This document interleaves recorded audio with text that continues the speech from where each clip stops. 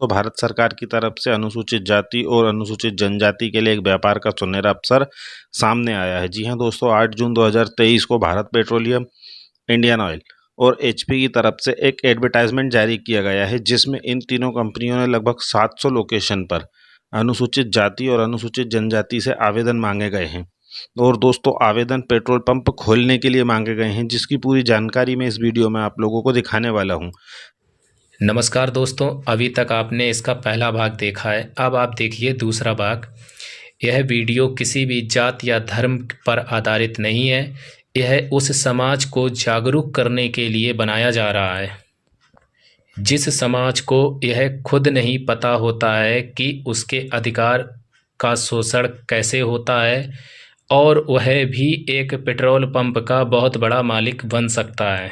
अगर उसको अपने अधिकारों का सही तरीके से पता नहीं है तो इसका लाभ उसके करीब के लोग ही उठा लेंगे और वह रातों रात बन जाएंगे अमीर। आपको केवल क्या मिलेगा, आइए जानते हैं इस पूरी रिपोर्ट में। विषय हमारा है पेट्रोल पंप के एससी कोटे पर उनके अधिकारों एवं शोषण पर।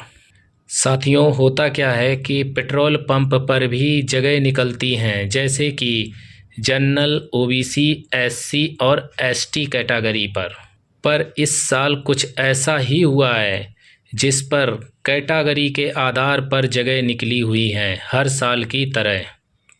पर इस साल ना तो जनरल है ना ही ओबीसी है, जगह एससी कैटेगरी भी आई हुई हैं। पर अगर आपके आसपास क्षेत्र में एससी कैटेगरी के अंतर्गत वैकेंसी निकलती है तो क्या करें, आइए जानते हैं। एससी कैटेगरी में कुछ इस प्रकार जातियां पाई जाती हैं, जैसे कि कोरी, चमार, कठेरिया, धोबी, वाल्मीकि जातियां आदि। अब इस वैकेंसियों के लिए फॉर्म अप्लाई करना होता है। उसके लिए खर्चा कितना आता है और किन किन कैटेगरी के हिसाब से कितना खर्चा आता है। अगर आप जनरल कैटेगरी में आते हैं तो 10,000 रुपये से शुरुआत होती है और आगे का खर्चा भी बढ़ सकता है। पर अगर आप एससी कैटेगरी में आते हैं, एसटी कैटेगरी में आते हैं तो आपको 3,000 से 4,000 के बीच आपका फॉर्म अप्लाई किया जाता है और यह जगह हर 4 वर्ष में निकलती हैं। अब आइए जानते हैं कि अगर इन पेट्रोल पंप का मालिक बनना है तो आप लोगों को संपत्ति के क्षेत्र में पात्रता, आपके पास ज़मीन कितनी है, आप कितने भूमि माफिया हैं, आपके पास पैसा कितना है, इस बात पर निर्भर करता है। पूरी बात कहें तो संपत्ति पर, आपके पास संपत्ति कितनी है, इस बात पर भी निर्भर करता है। पर अगर आंकड़े देखे जाएं तो एससी कैटेगरी में 100% में 30% ही लोग ऐसे हैं जो विधिवत रूप से पूर्ण शिक्षित और संपत्ति से मजबूत हैं, क्योंकि ज़्यादातर लोग एससी कैटेगरी में निम्न मिडिल परिवार से आते हैं। केवल उनके घर का भरण पोषण चलता है, इतना ही बहुत है। आइए अब उस दिशा की ओर ले चलते हैं कि आपके अधिकारों का लाभ कौन लोग उठाते हैं और कैसे उठा लेते हैं। अगर आप एससी कैटेगरी के पात्रता में आते हैं और आपके क्षेत्र से अलग अलग एससी कैटेगरी के लोगों ने 10 फॉर्म भरे हैं पेट्रोल पंप के लिए, तो क्या होगा। लेकिन अगर वहीं जनरल, ओबीसी, ध्यान से सुनिएगा दोस्तों, लेकिन अगर वहीं पेट्रोल पंप की वैकेंसी के लिए फॉर्म जनरल ओबीसी के लोगों ने एससी कैटेगरी के साथ मिलकर, बहुत गहराई से सुनिएगा दोस्तों, अगर जनरल ओबीसी के लोगों ने एससी कैटेगरी के साथ मिलकर 30 फॉर्म भरे, सोचो तब क्या होगा।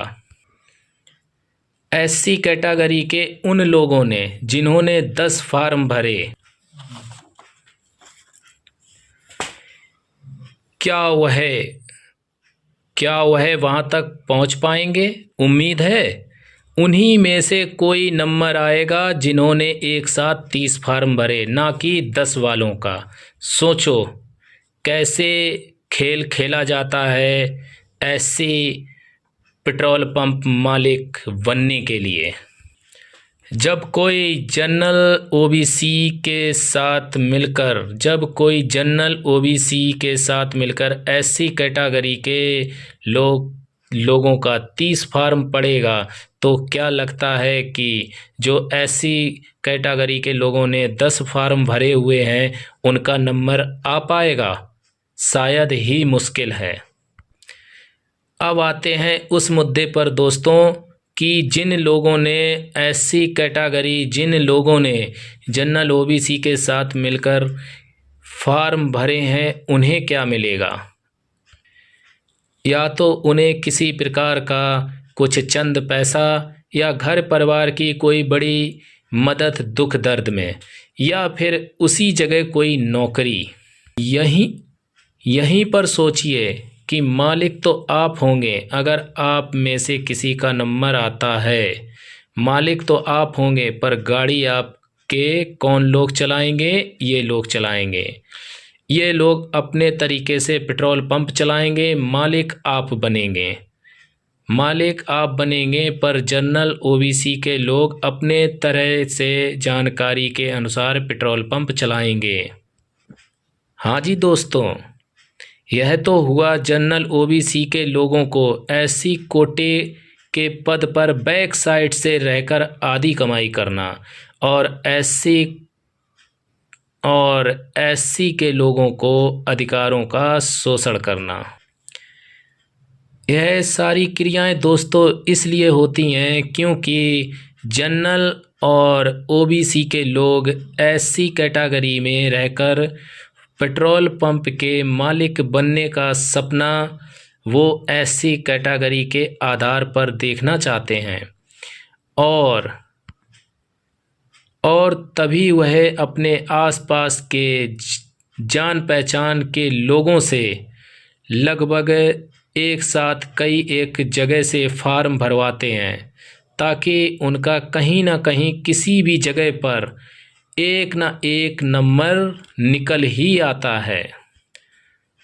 फिर सारे खेल की कमाई आसानी से होती रहती है, और जो एससी कैटेगरी के पात्रता में है पेट्रोल पंप मालिक बनने का सपना उनका अधूरा का अधूरा रह जाता है। अगर आपको पेट्रोल पंप के बारे में अधिक जानकारी लेनी है दोस्तों, तो सबसे पहले आप पेट्रोल पंप के आधार पर एक आरटीआई का दावा लगाइए, और आरटीआई के माध्यम से आप पता करें कि पेट्रोल पंप के मालिक बनने के लिए किन किन दावे का ज़रूरी होना है, किन किन दस्तावेज़ों का पूरा होना ज़रूरी है, किन किन कैटेगरी के हिसाब से पेट्रोल पंप का मालिक बना जा सकता है। हाँ जी दोस्तों, केवल 10 रुपये आरटीआई में ही आपको पता चल जाएगा कि आप मालिक बन सकते हैं या नहीं।